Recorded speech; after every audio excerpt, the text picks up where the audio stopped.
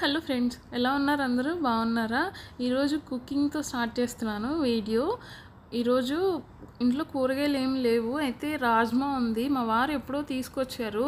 ఇది నేను ఇప్పటి వరకు వండలేదు. ఇంక వెజిటేబుల్స్ ఏమీ లేవు అనేసి ఇంక ఇది వండుదామని స్టార్ట్ చేశాను. నేను కూడా ఇది యూట్యూబ్లో చూసి చేస్తున్నాను. ఇప్పటి వరకు నేనేం చేయలేదు ఈ కర్రీ. ఫస్ట్ రాజ్మాని నైట్ అంతా నానబెట్టుకోవాలి అని చెప్పారు. నైట్ అంతా నానబెట్టాను. ఇంక నెక్స్ట్ డే కుక్కర్లో ఉడకపెట్టమన్నారు. కుక్కర్లో ఉడకపెట్టడానికి అందులో ఉప్పు, కారం, పసుపు, ఇంకా చెక్క, లవంగా, ఆకు ఉంటుంది కదా బిర్యానీ ఆకు, అవి వేసి కుక్కర్లో ఒక 4-5 విజిల్స్ వచ్చేదాకా బాగా మెత్తగా అయ్యేదాకా ఉడకపెట్టమన్నారు. ఇంకా అందులోకి చపాతీ చేస్తున్నాను. ఇక్కడ చపాతీ పిండి అయితే జల్లిస్తున్నాను. మామూలుగా నేను చపాతీలు అవి అసలు మా వాళ్ళకి ఆఫీస్ కానీ స్కూల్ కానీ ఉన్నప్పుడు నేను అస్సలు పెట్టుకోను. ఎందుకంటే చాలా టైం పడుతుంది కదా ఇవి చేయడానికి అనేసి నేను పెట్టుకోను. అయితే పిండి నైట్ కలుపుకొని ఫ్రిడ్జ్లో పెట్టుకోవడం మంచిది కాదు అనేసి చూశాను ఎక్కడో. ఇంక అందుకని పిండి నైటే కలపలేదు. పిండిలో కొంచెం ఉప్పు ఇంకా ఆయిల్ వేసేసి నేను నార్మల్ వాటర్తోనే కలుపుకుంటాను పిండి. ఇంకా పిండి కలిపేసి కొంచెం సేపు అయితే పక్కన పెట్టుకున్నాను. నేను పిండి కలుపుకునేప్పుడే బాగా మెత్తగా కలుపుకుంటాను. ఇంకా అందుకని నాకు ఎక్కువసేపు పక్కన పెట్టి నాననిచ్చేంత అవసరం ఉండదు. చపాతీ పిండి కలిపి పక్కన పెట్టేసుకున్న తర్వాత ఇంకా కర్రీలోకి అనేసి ఆనియన్స్ ఇంకా టమాటాలు అయితే కట్ చేసుకుంటున్నాను. నేను కొంచెం కర్రీ వండుతున్నాను, ఎందుకంటే ఎక్కువ వండేస్తే తినకపోతే మళ్ళీ పాడైపోద్ది కదా. ఇంకా ఫస్ట్ టైం వండుతున్నాను ఇప్పటి వరకు. నాకు దాని టేస్ట్ ఎలా ఉంటుందో తెలీదు. నేను ఇప్పటి వరకు తిన్నది కూడా లేదు, అందుకని కొంచెమే వండుతున్నాను. మా వాళ్ళకి కనుక నచ్చకపోతే ఒక్క పూట మాత్రమే తింటారు, అది తర్వాత చచ్చినట్టు నేనే తినాలి. అందుకని కొంచెం కర్రీ వండాను. ఒకవేళ టేస్ట్ మంచిగా ఉంటే మళ్ళీ వండుకోవచ్చు కదా అనేసి. ఆనియన్స్ అవి కట్ చేయడం అయిపోయిన తర్వాత స్టవ్ మీద ప్యాన్ పెట్టేసి అందులో ఆయిల్ వేసి అందులో యాలకులు, చెక్క, లవంగా, ఇంకా షాజీరా వేసి కొంచెం ఫ్రై అవనిచ్చిన తర్వాత అందులో ఆనియన్స్ వేసి ఫ్రై అవనిచ్చాను. నేను 2 ఆనియన్స్ తీసుకున్నాను. అందులో కొంచెం ఫ్రై అయిన తర్వాత ఉప్పు, పసుపు వేసి కొంచెం సేపు వేగనిచ్చాను ఉల్లిపాయలు.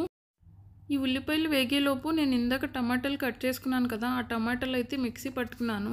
మరి వాళ్ళు చెప్పింది ఉట్టి టమాటా మాత్రమే. నేను ఉట్టి టమాటా వేస్తే బాగా పుల్లగా ఉంటుందేమో అనేసి అందులో ఒక చిన్న ఆనియన్ కూడా వేశాను. ఉల్లిపాయలు ఫ్రై అయిన తర్వాత జింజర్ గార్లిక్ పేస్ట్ వేసుకోమన్నారు, కానీ నా దగ్గర జింజర్ గార్లిక్ పేస్ట్ లేదు. ఇంకా అందుకని డైరెక్ట్గా టమాటో ప్యూరీ అయితే వేసేసాను. టమాటో ప్యూరీలో వాటర్ ఉంటాయి కదా, ఇంకా వాటర్ మొత్తం పోయి ఆయిల్ పైకి వచ్చేంత వరకు మూత పెట్టి మగ్గనిచ్చాను. ఇంకా ఆయిల్ పైకి వచ్చేసిన తర్వాత అందులో కారము ఇంకా గరం మసాలా వేసేసి కొంచెం సేపు ఒక 5 మినిట్స్ ఉంచాను. ఇందులో సాల్ట్ కొంచెం తక్కువే వేసుకోవాలి, ఎందుకంటే నేను ఇందాక రాజ్మా ఉడకపెట్టేటప్పుడు సాల్ట్ అది కూడా వేసాను కదా, నాకు కొంచెం ఉప్పు ఎక్కువైపోయింది. ఇంకా కారం అవన్నీ వేసి మగ్గిన తర్వాత ఇంకా రాజ్మా ఉడకపెట్టాను కదా, ఆ రాజ్మా కూడా వేసేసి అందులో కొంచెం వాటర్ పోసేసి ఒక 5 మినిట్స్ ఉంచి అందులో కొత్తిమీర అది వేసేసి దించేసాను.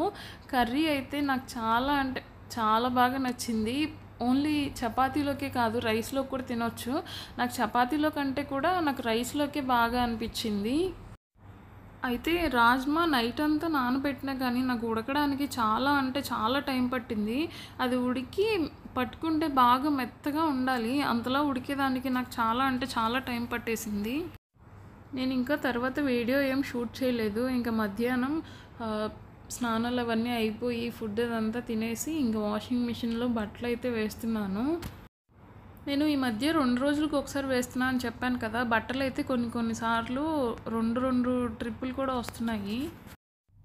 ఇంకా ఈవినింగ్ కిందకైతే వెళ్తున్నాము. మా హస్బెండ్ లాస్ట్ వీక్లో కూరగాయలు తక్కువ తీసుకొచ్చారు. ఇంక ఈ వీక్ ఎండ్ దాకా కాకుండా మధ్యలోనే మళ్ళీ తీసుకురావాల్సి వచ్చింది. మా హస్బెండ్ ఆఫీస్ నుంచి వచ్చేప్పుడు కూరగాయలు అవి తీసుకొని వచ్చారు. అయితే కింద ఉన్నారు, బాగా ఎక్కువ కవర్లు ఉన్నాయంట. ఇంకా మాకు రమ్మని చెప్తే మేమైతే కిందకి వెళ్తున్నాము.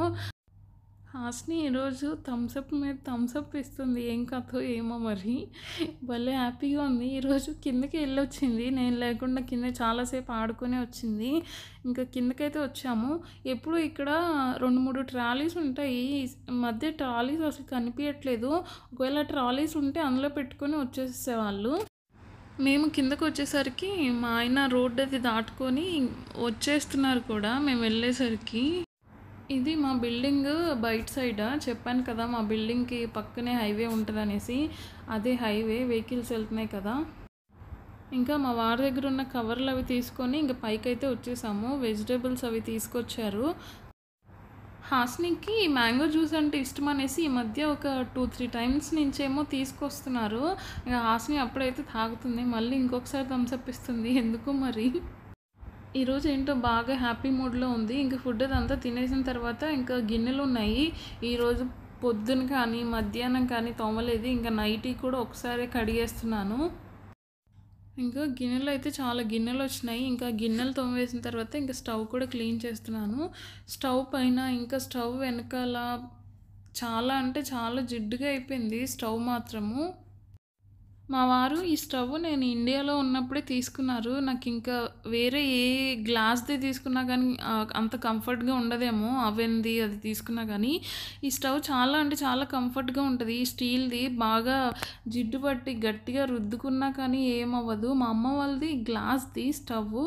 అయితే అవి క్లీన్ చేసుకునే దానికి రావు. ఆ బర్నర్స్ దగ్గర ఉంటాయి కదా! దాన్ని అలాగే ఉంచి క్లీన్ చేసుకోవాలి. అది నాకు అంతగా కంఫర్ట్‌గా అనిపిచ్చదు. ఇంక ఇదైతే నాకు చాలా కంఫర్ట్‌గా ఉంది ఈ స్టవ్ అయితే. అందుకే మేము స్టీల్‌దే తీసుకున్నాము. దీని మీద పాలు పొంగిపోయినా, ఇంకా పప్పేదన్నా పొంగిపోయినా తీసి కడుక్కునేదానికి చాలా ఈజీగా ఉంటది. ఇంకా స్టవ్ రుద్దేసేసి, వాటర్‌తో కూడా కడిగేసేసి, ఇంకా తుడిచేసి, దానికి ఆ బర్నర్స్ అవి ఉంటాయి కదా! అవి కూడా పెట్టేసేసాను. ఈ వీడియో ఎలా అనిపించిందో ఒక కామెంట్ అయితే చేయండి. అలాగే ఈ వీడియో గాని నచ్చితే లైక్ చేసి, షేర్ చేసి, సబ్స్క్రైబ్ చేసుకోవడం మాత్రం మర్చిపోకండి. Thank you.